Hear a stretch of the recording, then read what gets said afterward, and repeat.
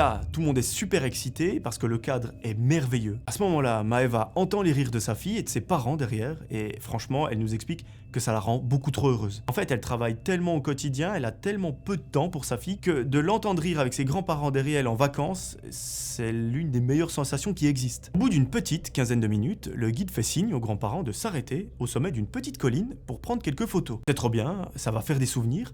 Maeva enlève son casque et le pose par terre pour admirer la vue, tout en restant assise sur le quad, parce que malheureusement, elle n'a pas pris son téléphone, donc elle compte sur sa mère pour prendre de jolies photos du paysage. Dites-vous que là, à ce moment précis, toute la petite famille et le guide sont sur une dune et que les deux quads sont à quelques mètres l'un de l'autre. Les grands-parents et la fille de Maeva sont dos à elle pour prendre des photos du paysage, et sans même qu'elle puisse comprendre ce qu'il se passe, le guide redémarre le quad et fonce à toute vitesse. Maeva, à ce moment-là, elle est prise de panique parce qu'elle ne comprend pas du tout ce qui est en train de se passer. Elle demande gentiment au guide de les attendre, mais elle va vite se rendre compte que tout ce qu'elle va dire, ça va être dans le vent. En voyant que l'homme ne lui répond pas, Maeva se met à vraiment paniquer et à lui crier dessus de s'arrêter. Mais rien n'y fait. Au même moment, les parents de Maeva se retournent car ils entendent un bruit au loin et ils se rendent compte que leur fille, donc Maeva, est sur ce quad avec cet homme et qu'ils sont déjà bien plus loin. Ils regardent en fronçant les sourcils et voient leur fille faire des grands gestes. Et là, ils comprennent tout de suite que quelque chose ne va pas. Parce que cet homme est parti avec leur propre fille.